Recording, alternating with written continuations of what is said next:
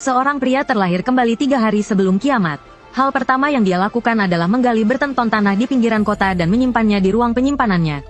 Semua orang menertawakannya dan menganggapnya bodoh. Tapi hanya pria itu yang tahu. Setelah kiamat datang, tanah yang tidak terkontaminasi, setiap butirnya akan bernilai miliaran. Apalagi dia juga memiliki medali perunggu pusaka keluarga. Di dalam medali perunggu itu tersembunyi sebuah pagoda. Setiap lantainya memenjarakan monster buas dan dewa jahat. Saat menghadapi bahaya, dia bisa memerintahkan mereka untuk bertarung. Karena dia tahu, 3 hari lagi kiamat akan datang. 90% manusia akan berubah menjadi zombie.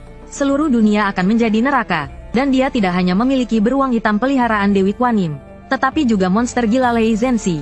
Bahkan Dai, yang menghancurkan dinasti Shang, menemaninya. Dan juga seorang dewa besar dari surga. Dia akan memimpin mereka untuk membangun kembali tatanan sosial. Tapi dia tidak pernah bisa melupakan pengkhianatan sahabat dan pacarnya di kehidupan sebelumnya. Saat dikepung zombie, mereka tidak hanya merampas medali pusaka keluarganya, tetapi pacarnya sendiri yang menyiramkan bensin ke tubuhnya. Haha, sampai jumpa di kehidupan selanjutnya. Maaf, Bung Yang, aku menginginkan semua milikmu. Lalu sahabatnya menggunakan darah adiknya untuk mendapatkan pengakuan medali tersebut. Bukankah kau suka api? Maka lenyaplah dalam api. Setelah mengatakan itu, dia melemparkan korek api. Api yang berkobar langsung melahap pria itu. Dia sangat tidak rela. Jika ada kehidupan selanjutnya, aku pasti tidak akan membiarkan kalian lolos. Saat itu, sebuah suara terdengar di kepalanya. Maka mulailah kembali. Lalu jantungnya mulai berdetak kencang. Mata kanannya memancarkan api yang berkobar. Dia langsung duduk dari tempat tidur. Ada apa ini? Tidak ada luka. Tidak ada api. Jangan-jangan, mungkinkah suara yang kudengar itu nyata? Dia buru-buru membuka ponselnya untuk memeriksa. Waktunya menunjukkan tanggal 1 Juli tahun 2028. Jadi, dia kembali ke 3 hari sebelum kiamat. Dia menatap bayangan dirinya di cermin. Mata kanannya telah berubah menjadi emas pucat. Apakah itu api yang tertinggal di matanya saat dia terbakar sampai mati? Lalu dia membuka pintu kamar dan berjalan keluar. Siapa sangka, jalan yang sekarang terlihat ramai. 3 hari lagi akan menjadi neraka. Demi bertahan hidup, orang-orang telah lama membuang moralitas mereka. Sahabatnya, Si Jun, dan Liu Ruyu, tanpa ragu mengkhianatinya. Saat itu, telepon dari Liu Ruyu berdering. Kenapa lama sekali mengangkat teleponnya? Hu Yang, apa kau ingin putus? Mulai lagi. Sedikit saja tidak senang langsung minta putus. Dulu dia akan selalu membujuknya dengan penuh ketakutan. Tapi sekarang, oke, baguslah kalau kamu sudah tahu salahmu. Lalu, tenggorokan, apa katamu? Kamu Tulia, ku bilang, kita putus. Aku lelah, aku tak mau melayanimu lagi. Selamat tinggal. Lalu dia langsung memblokirnya. Hu Yang tiba-tiba merasa dunia menjadi tenang. Dia harus segera fokus pada hal yang penting. Di sisi lain, Liu Ruyan langsung membanting ponselnya. Hu Yang berani-beraninya menutup panggilanku dan memblokirku. Dasar. Saat itu, Si Jun, sahabat Hu Yang, sedang berbaring di tempat tidurnya. Apa dia tahu hubungan kita? Mana mungkin. Si bodoh itu selalu menurutiku. Aku suruh ke timur. Dia tak berani ke barat. Mana mungkin dia tahu hubungan kita. Hehe, sudahlah. Jangan marah. Tadi kakekku mengirim pesan. Dia menyuruhku mengumpulkan barang-barang antik pusaka keluarga. Barang-barang tua yang beraura. Katanya mungkin akan ada sesuatu yang besar terjadi. Barang antik, seingatku, keluarga Hu yang punya sebuah token pusaka. Jelek sih, tapi sepertinya sudah berumur ratusan tahun. Mendengar itu, Si Jun langsung memeluk Liu Ruyan. Dengan penuh semangat dia bertanya, "Oh, sekarang barang itu ada di mana?" "Ada di tangan adiknya Hu Yang, si Hu Yun." Hu Yang sedang marah sekarang. Nanti setelah dia tenang, pasti dia akan kembali memohon padaku. Saat itu aku akan memintanya memberiku token itu. Adegan berpindah. Seorang gadis polos muncul. "Kak, tiba-tiba kau minta ini untuk apa? Sampai naik taksi 50 km ke sini. Hari ini kau tidak kerja, Kak." Matamu kenapa, Yun? Kamu percaya kakak, kan?" "Tentu saja, meskipun dia tidak tahu kenapa kakaknya bertingkah aneh hari ini. Kak, kita berdua sudah saling bergantung sampai sekarang. Aku percaya sepenuhnya tanpa syarat padamu. Apapun yang kau lakukan pasti demi kebaikanku." Melihat adiknya yang penurut di pelukannya, Hu Yang tersenyum tipis. "Baiklah, sekarang kamu pergi ke sekolah untuk berkemas. Lalu segera pulang bersamaku." "Baik, Kak, aku pergi sekarang." Melihat adiknya pergi, Hu Yang bersumpah dalam hidupnya kali ini, dia pasti akan membuat Xiao Yun hidup dengan baik. Karena token ini, di kehidupan sebelumnya, aku dan adikku dibunuh oleh pasukan dunia. Apakah ada yang berbeda dari token ini? Tiba-tiba, mata kanannya memancarkan partikel api berwarna emas. Kemudian mendarat di token dan membakarnya. 3 karakter besar muncul di token. Penjara agung, suara dengungan yang keras. Sebuah portal ruang waktu muncul di hadapan Hu Yang. Lalu dia tersedot ke dalamnya. Di bawahnya terdapat menara raksasa yang dipenuhi rantai. Ini. Setiap lantai menara dipenuhi monster dan iblis. Semuanya tampak ganas dan menakutkan. Petir sesekali menyambar di udara. Monster dan iblis yang dikurung di dalamnya menjerit kesakitan. Tapi petir terus menyambar. Hu yang mengerti. Petir itu menekan monster di dalam menara. Legenda mengatakan mereka yang menonton video tanpa like, subscribe, komen, dan memberi hadiah akan ditangkap dan dibawa ke sini dalam mimpi mereka. Kecuali mereka berkomentar Doc Hedford di kolom komentar. Saat itu, sebuah suara tiba-tiba terdengar di telinganya. Takutkah kau? Kau siapa? Saya Dai. Salam, Tuan Penjara. Menara penakluk iblis dibangun puluhan ribu tahun yang lalu. Ditempa oleh Kaisar Langit bersama 12 dewa tinggi. Dan juga merupakan penjara agung. Sejak zaman kuno, monster dan dewa jahat yang tak terhitung jumlahnya telah dipenjara di sini. Dilemparkan ke dalamnya, menderita siksaan petir setiap hari.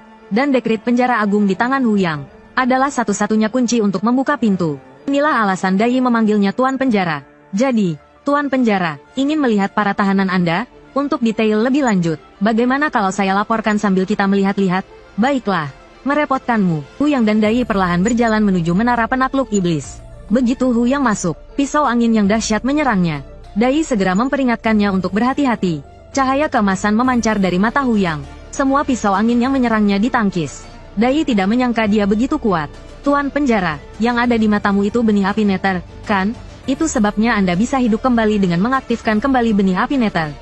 Benarkah? Apakah kau yang berbicara di telingaku di kehidupan sebelumnya? Ya, saya memiliki ikatan yang kuat dengan keluarga Hu. Sebagai roh penuntun penjara agung, tentu saja saya tidak ingin melihat Anda dibunuh oleh orang jahat.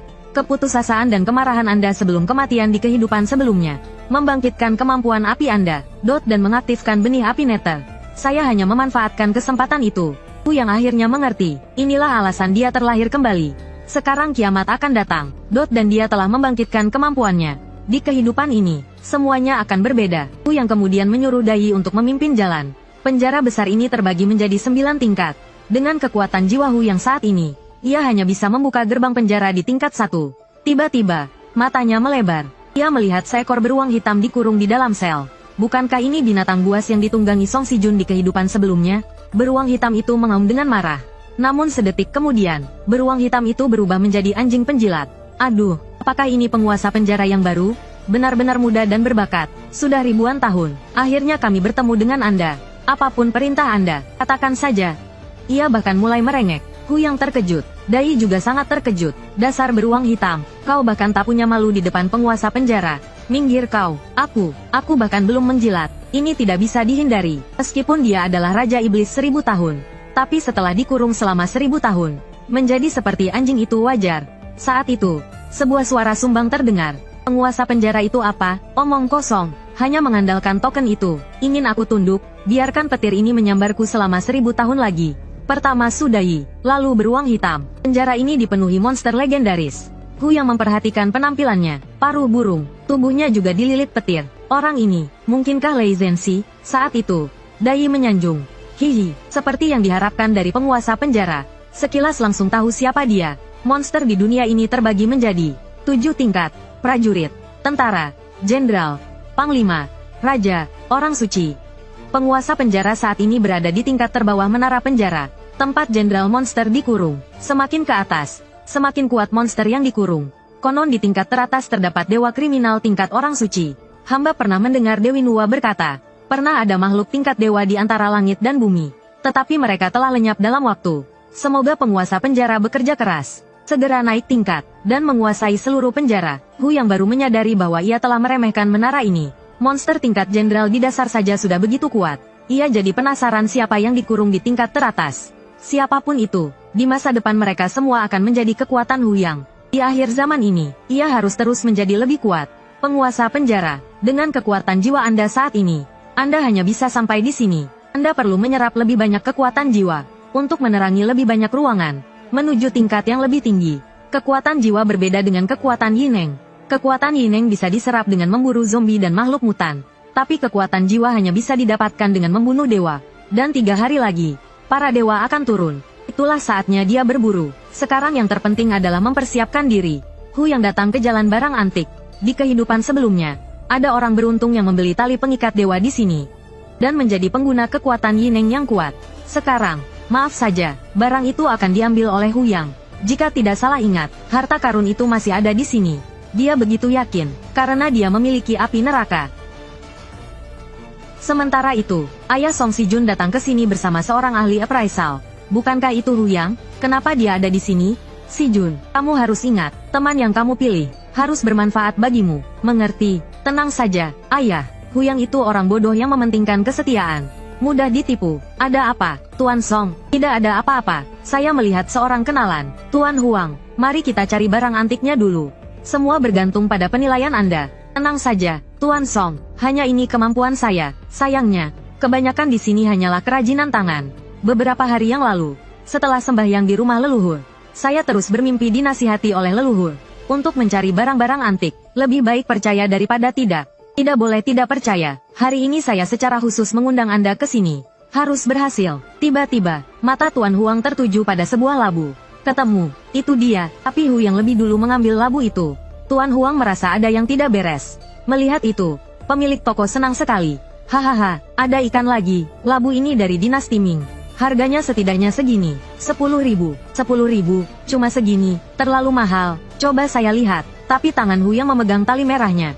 Lihat. Bos, ini retak, dan ditutupi dengan tali usang. Menurut saya, ini cuma kerajinan tangan, paling banter 100. Mendengar itu, si pemilik langsung merebut labu tersebut. 100 yuan, pergi sana, jangan ganggu aku berjualan. Melihat itu, Pak Tua Huang sangat senang. Tuan, bolehkah aku melihatnya? Hu yang tidak menyangka barang itu bisa didapat semudah ini. Tapi siapa sangka, tali yang tampak biasa ini, adalah tali pengikat dewa yang terkenal. Di kehidupan sebelumnya, adiknya Xiao Yun diculik oleh keluarga Song. Tidak hanya tokennya dirampas, tapi juga digunakan sebagai tumbal. Di kehidupan ini, dia tidak akan melepaskan bajingan-bajingan itu. Labu ini memiliki aura spiritual yang samar. Barang antik, Tuan. Labu ini. Sebelum dia selesai berbicara, suara Hu yang terdengar di belakangnya. Paman Song, ternyata Anda, saya pikir saya pernah melihat Anda sebelumnya. Anda juga datang ke jalan barang antik? Hu Yang, tidak kusangka kau juga tertarik pada barang antik.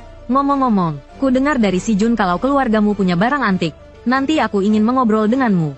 Tapi sedetik kemudian, Hu yang bertingkah seperti orang gila, dan berteriak, Paman Song, keluargamu sangat kaya, kenapa repot-repot membeli labu kecil ini? Apakah labu ini benar-benar berharga? Tiba-tiba banyak orang yang menonton. Bukankah itu Pak Tua Huang? Dia sudah memeriksanya, sepertinya barang asli. Labu ini sepertinya istimewa. Tuan, Anda menawarkan 10.000 yuan, kan? Saya tawar 12.000. Saya tawar 20.000. Kami yang datang duluan. Jangan menaikkan harga sembarangan. Si pemilik terkekeh. Anda kan belum menawar. Penawar tertinggi yang menang. Baiklah, 50.000. Saya ambil. Akhirnya, Pak Tua Song terpaksa membayar 170.000 yuan. Padahal tadinya hanya perlu 10.000 yuan. Semua gara-gara Hu Yang. Membuang-buang uang saja. Hu Yang bertingkah seperti tidak terjadi apa-apa. Paman Song, Anda tadi bilang, penasaran dengan barang antik keluarga saya. Ku dengar dari Si Jun, Anda punya token keluarga. Bolehkah Paman melihatnya? Hu yang tersenyum polos. Tentu saja, mata Pak Tua Huang langsung berbinar. Harta ini, bolehkah aku melihatnya? Tidak bisa. Ini pusaka keluarga. Mana mungkin aku sembarangan menunjukkannya padamu? Xiao Yang, kamu dekat dengan Si Jun. Tunjukkan saja pada Paman. Si Jun, maaf, aku tidak mengenalnya. Kalau tidak ada apa-apa, aku pergi dulu. Tunggu dulu. Bagaimana caranya agar kami bisa melihatnya? Hu yang kemudian mengeluarkan kode QR pembayaran. Ini, 1 menit 10.000, beri aku 50.000. Kalian bisa melihatnya selama 5 menit. Kamu serius? Tentu saja, kalau tidak scan, aku pergi. Lao Song menggertakkan giginya. Baiklah, aku bayar. Setelah menerima uang, Hu yang melemparkan token itu ke Lao Huang, dan membiarkan mereka memeriksanya. Dia sendiri mulai berbelanja gila-gilaan. Lagi pula, yang terpenting di akhir zaman adalah persediaan. Terlebih lagi, ada gudang gratis di penjara distrik. Masih banyak sel kosong di sana. Dia bisa menggunakan salah satu sel sebagai gudang.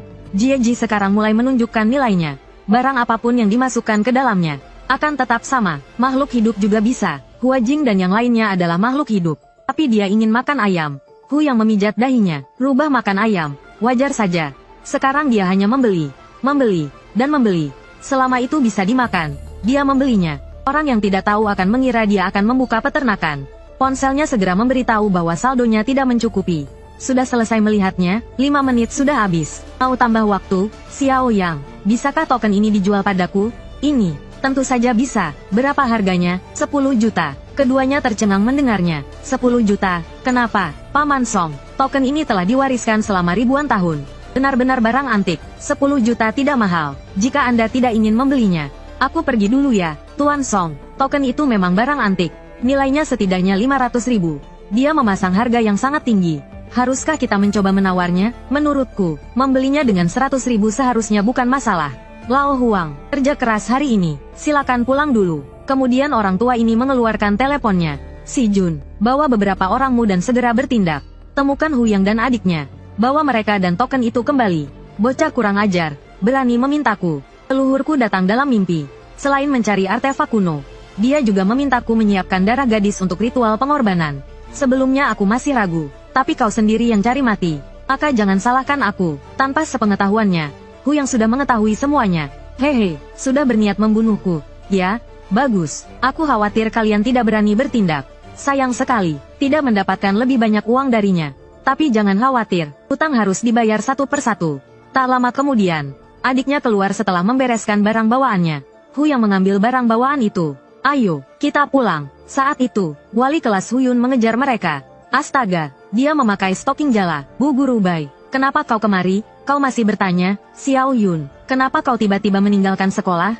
Kau tahu besok ada ujian penting, kan? Ini menyangkut masa depanmu. Bu Guru Bai, aku yang menyuruh Xiao Yun pulang bersamaku. Maaf, dia perlu cuti sekolah sementara. Wajah guru itu tampak sedikit kesal mendengarnya. Kau kakaknya, Xiao Yun adalah siswi terbaik di kelasku. Ku dengar orang tuanya sudah meninggal dan dibesarkan oleh kakaknya. Kukira kakaknya orang yang bijaksana. Ternyata sembrono begini. Aku wali kelas Xiao Yun. Aku tidak setuju kau menyuruhnya cuti sekolah. Masa depannya cerah. Seharusnya tidak dirusak seperti ini. Tidak seheboh itu, kan? Hanya pulang untuk mengurus beberapa hal. Wali kelasnya mulai bersikap keras kepala. Ada urusan apa yang begitu penting? Bumi belum kiamat. Sekolah tidak boleh berhenti. Mendengar kalimat ini, mereka semua tertegun. Intinya, murid harus. Baiklah, Bu Guru Bai. Terima kasih. Kau benar-benar guru yang baik. Jadi, sebagai ucapan terima kasih, ku berikan saran untukmu. Setelah pulang, timbunlah banyak makanan dan air, serta obat-obatan dan senjata. Yang terpenting, siapkan banyak persediaan. Mungkin bisa membantu melewati masa sulit ini. Guru itu tampak kebingungan mendengarnya. Apa-apaan ini, menimbun barang dan sebagainya. Seolah-olah dunia benar-benar akan kiamat. Hanya berharap Xiao Yun baik-baik saja. Hu yang mengeluarkan sertifikat rumah dari laci. Kakak, apa yang akan kau lakukan? Apakah akan terjadi sesuatu yang besar? Tapi kakak akan melindungimu. Sambil berkata, dia mengambil liontin dan mengalungkannya di leher Huyun. Pakailah ini, aku akan keluar sebentar. Siapapun yang mengetuk pintu, jangan dibuka. Baik, kalau begitu aku akan masak dulu. Pulanglah cepat untuk makan. Liontin itu ada pada adiknya. Dia bisa merasakan keadaan adiknya kapan saja. Prioritas utama sekarang adalah mencari uang. Hu yang baru saja keluar dari lift. Dia mendengar Liu Ruyu sedang menelepon di sudut. Apa, Huyun tidak ada di sekolah? Kalau begitu kalian datang saja dulu ke rumah Huyang. Biksu boleh lari. Kuilnya tetap di situ. Baik, kau tenangkan dia dulu. Aku segera sampai. Hehehe, Huyang, kangen aku tidak? Si Jun bilang ingin mengajakmu makan malam. Sebentar lagi akan datang. Huyang langsung menepisnya. Hei, Huyang, apa maksudmu? Jangan bilang kau benar-benar ingin putus denganku. Jangan ngambek, aku tahu kau cemburu. Bukankah aku sudah datang menemuimu? Huyang menepisnya lagi. Maaf. Memikirkan bahwa aku pernah menjadi pacarmu saja membuatku jijik. Tolong jauhi aku. Oke, kau, jangan jual mahal. Aduh, muka siapa yang jatuh ke tanah? Kau tidak dipungut, nanti diinjak orang. Huyang, kau mau kemana? Kembali, menjual rumah. Apa, menjual rumah? Bukankah itu satu-satunya rumahmu? Bukankah kau bilang akan menggunakannya sebagai rumah pernikahan? Sekarang sedang butuh uang, dijual murah. Bagaimana, kau mau membelinya? Ada apa dengannya? Tiba-tiba menjadi begitu dingin. Dia mau menjual rumahnya. Rumah ini peninggalan orang tuanya. Lokasinya sangat bagus. Harganya setidaknya 3 juta. Kalau bukan karena apartemen ini, mana mungkin aku mau pacaran sama dia? Lalu dia mulai menggoda lagi. Jadi, berapa yang kamu mau? Harga pas. 1 juta. Semurah itu, jangan-jangan dia bermasalah. Dan jual apartemen buat bayar utang? Katakan saja, mau atau tidak. Kalau tidak, aku cari agen properti saja. Untung besar begini, aku juga mau ambil. Mau, tentu saja mau. Hanya saja sekarang aku tidak punya uang sebanyak itu. Bisa ku kasih 300 ribu dulu? Sisanya bisa dicicil. Siapa yang mau cicilan sama kamu? Mbak, anggap aku orang bodoh. 1 juta tunai. Sedikit pun tak boleh kurang. Liu Ruyuan berpikir. Toh sebentar lagi si Jun akan datang mencarinya. Yang pasti tamat. 1 juta itu hanya numpang lewat tangannya saja. Yang terpenting sekarang adalah membujuknya untuk mengurus balik nama apartemen dulu. Baiklah. 1 juta ya 1 juta. Sekarang kita pergi ke kantor pertanahan. Bu, tenang saja. Aku hanya beli apartemen. Dapat untung besar. Sebentar lagi uangnya akan kembali. Kau ini, pacaran dengan Huyang. Tapi apartemennya masih harus kau beli sendiri darinya. Ini semua tabungan kita loh. Iya, cepat transfer semua uangnya. Sebentar lagi dia akan lenyap selamanya. Sudah belum? Aku tanda tangan kalau uangnya sudah lunas. Sudah, aku transfer sekarang. Takutnya kau tak sempat menikmatinya. Keduanya sama-sama punya niat tersembunyi. Saat kiamat tiba, apartemen ini tak akan berharga. Dan kalian yang kehilangan 1 juta akan benar-benar kehilangan kesempatan terakhir untuk bertahan hidup. Melihat sertifikat di tangannya, Liu Ruyuan tertawa terbahak-bahak. Haha, aku senang sekali. Huyang, ayo, ke rumahmu. Kita rayakan. Memang harus dirayakan. Saat ini, Song Si-jun sedang membawa beberapa orang dengan tongkat berjalan di gang. Aku baru saja mencari tahu. Huyang sudah membawa Huyun pulang sore ini. Sebelum dia pulang, kita naik dulu dan berbicara dengan adiknya. Saat ini, Huyun yang tak tahu apa-apa sedang memotong sayuran. Liontin di lehernya memancarkan cahaya merah redup. Song Si-jun dan yang lainnya segera tiba di depan pintunya. Semua orang tersenyum jahat. Huyun, buka pintunya cepat. Ini aku, Kak Si-jun. Kak Si-jun, Huyun tampak bingung. Kak Si-jun, kenapa kau datang? Kakakku tidak di rumah. Melihat melalui lubang intip, Song Si-jun juga menyeringai jahat. Tidak di rumah. Ya, aku tahu. Dia pergi membeli bahan hotpot. Biarkan aku masuk dulu. Buka pintunya cepat. Di luar panas sekali. Huyun hendak membuka pintu. Tapi langsung teringat perkataan kakaknya. Siapapun yang datang, jangan buka pintu. Dia pun mundur beberapa langkah. Kak Si-jun, tunggu saja sampai kakakku pulang. Mendengar itu, Song Si-jun langsung menggedor pintu.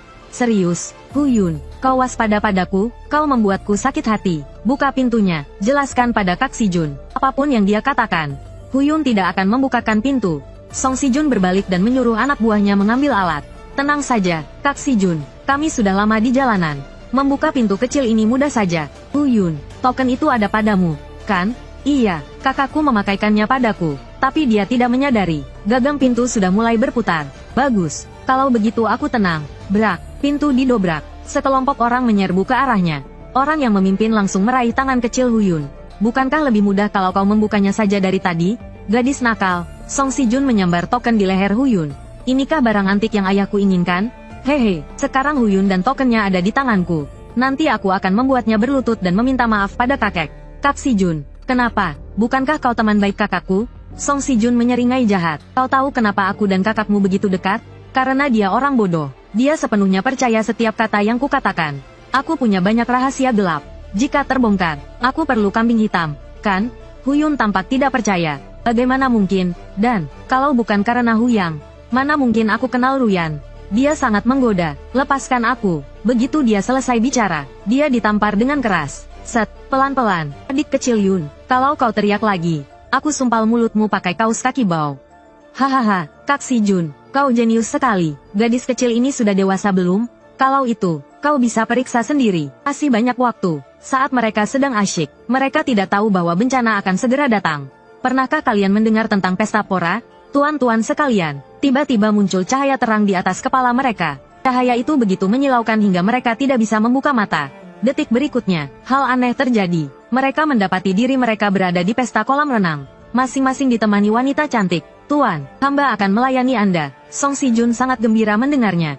Hahaha, surga, ini surga. Para wanita cantik mulai memotong daging sapi mentah. Yang mulia, hamba akan memanggang daging untuk Anda. Cantik, apa aku sedang bermimpi? Detik berikutnya, mata para wanita cantik itu berubah menjadi merah. Sayangnya, Song Si-jun yang dibutakan nafsu tidak menyadarinya. Yang mulia, apakah daging ini enak? Enak sekali. Baguslah. Memang, Yang mulia paling cocok makan dagingnya sendiri. Paling sesuai selera. Mendengar itu, mereka langsung ketakutan. Apa? Mereka baru sadar. Ini darah. Jantungku. Ini bukan pesta pora. Ini jelas neraka. Saat itu, Dai menunjukkan wujud aslinya. Apakah Yang Mulia tidak puas dengan menunya? Hati bigan, daging boyi, dan mata para menteri setia. Yang Mulia ingin makan yang mana? Mereka semua berteriak kesakitan di tanah dengan berbagai pose. Jelas mereka sangat ketakutan oleh ilusi itu. Huyun sama sekali tidak tahu apa yang terjadi. Ada hantu. Diam. Hantu dari mana? Hanya menggertak saja. Kita semua pernah membunuh orang. Masih takut juga? Sialan, apa token ini ada yang aneh? Kalau berani, bunuh saja aku. Token sialan, dari dalam sampai luar. Sampah semua. Barang rongsokan apa ini? Tapi sedetik kemudian, sebuah cakar ungu muncul di permukaan token. Tiba-tiba cakar itu menjulur keluar, menggores sedikit darah di wajah Song Sijun. Kalau rambutnya merah, banyak orang mungkin mengira Shanks dari One Piece tiba-tiba muncul. Kemudian token itu jatuh ke tanah. Saat itu, Huyang tiba. Dia segera mengambil token itu. Ramai sekali. Mendengar itu, mereka semua terkejut. Sijun, kau kenapa? Kau baik-baik saja? Tuh token siluman. Token itu barang berharga. Jangan biarkan dia lolos. Tangkap dia, Kak. Hati-hati. Jangan takut. Kita lebih banyak. Mereka mengayunkan tongkat baseball ke arah Huyang. Penjara. Energi jiwa token itu baru saja habis. Ini semua salah Lei Zhenxi. Dia bersikeras untuk mengeluarkan cakar itu. Kalau tidak, aku masih bisa mengendalikan mereka sebentar lagi. Hei Xiong merasa sangat sedih mendengarnya. Aku bahkan belum sempat tampil. Huyang pun ikut berkomentar. Dengan tubuh sebesar itu, gedung ini pasti akan runtuh kalau kau tampil. Untuk urusan kecil seperti ini, kalian tidak perlu turun tangan. Aku juga ingin mencoba kekuatan baruku. Boom! Semburan api besar menerjang mereka. Mereka langsung menjerit kesakitan karena terbakar. Apa ini? Panas sekali. Cepat padamkan tanganku. Song Sijun dan Liu Ruyan tercengang melihat pemandangan ini. Apa yang terjadi? Huyang, kau bisa sihir? Jangan mendekat. Huyang, Sijun itu teman baikmu. Kau harus menghargai persahabatan lama kalian. Entah bagaimana Liu Ruyan bisa mengatakan itu. Menghargai persahabatan lama, kalian datang ke rumahku untuk menyandera adikku. Dan merampas tokenku. Dan kau, Liu Ruyan, wanita menjijikkan. Ikut bermain sandiwara juga. Aku sampai mau muntah. Sekarang kau minta aku menghargai persahabatan lama? Kau yang gila atau aku? Kenapa kau bisa bicara seolah-olah kau benar? Huyang, aku tidak tahu apa yang kau bicarakan.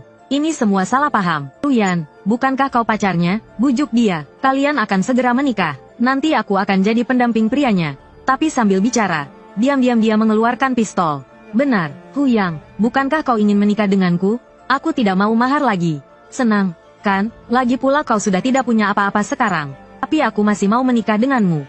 Beritahu aku alasan dibalik kekuatanmu ini. Ya, aku akan selalu mencintaimu. Kaisar Ruyan memang Kaisar Ruyan. Sampai saat ini masih memperhitungkan Huyang. Sayang dia salah perhitungan. Saat ini Song Sijun sudah mengacungkan pistol ke arahnya. Mati kau. Api berkobar di mata Huyang. Song Sijun langsung terlempar. Ku juga pernah berpikir, mengapa aku membangkitkan kekuatan api? Sekarang aku akhirnya mengerti. Mungkin karena di dunia ini, terlalu banyak hal kotor seperti kalian. Jadi, aku ingin membakar semuanya sampai bersih. Aula leluhur keluarga Song. Keturunan yang tidak berbakti sedang bersembahyang. Leluhur di atas. Keturunanmu, Song Tian, memohon agar leluhur melindungi keluarga Song. Memberikan cuaca yang baik, dan kemajuan yang pesat. Detik berikutnya, sebuah tablet roh memancarkan cahaya merah yang aneh. Artefak spiritual, darah gadis, persembahan, bantu aku, turun. Baik, leluhur, jangan khawatir, keturunanmu akan segera mempersembahkan sisanya. 3 hari, kiamat, bersiaplah segera. Kiamat dalam 3 hari, Song Tian terkejut mendengarnya. Apakah maksud leluhur? Kemarilah, segera beli air dan makanan dalam jumlah besar. Cepat, jika dugaanku benar, kiamat mungkin akan segera datang. Suruh Sijun segera membawa orang itu ke sini. Kita harus segera melakukan persembahan. Saat itu, pintu ditendang terbuka. Tidak perlu repot, aku datang sendiri. Dan yang terbaring di depan Huyang adalah Song Sijun. Kurang ajar, apa yang kau lakukan? Berani-beraninya kau masuk ke aula leluhur keluarga Song. Kau pikir ini tempat apa? Habisi dia. Menghadapi kerumunan yang menyerbu, Huyang berjalan tenang ke arah mereka. Dia menutup matanya rapat-rapat. Tiba-tiba, kedua matanya terbuka lebar. Cahaya keemasan memancar dari mata kanannya. Titik merah muncul di dahi dan dada semua orang. Gerakan mereka tampak seperti gerakan lambat di mata Huyang, dikombinasikan dengan kecepatan Huyang yang ekstrim. Mereka seperti target diam yang dipukuli Huyang. Dalam sekejap, Huyang sudah berada di depan Song Tian. Paman Song, halo. Song Tian agak ketakutan. Kau cari mati.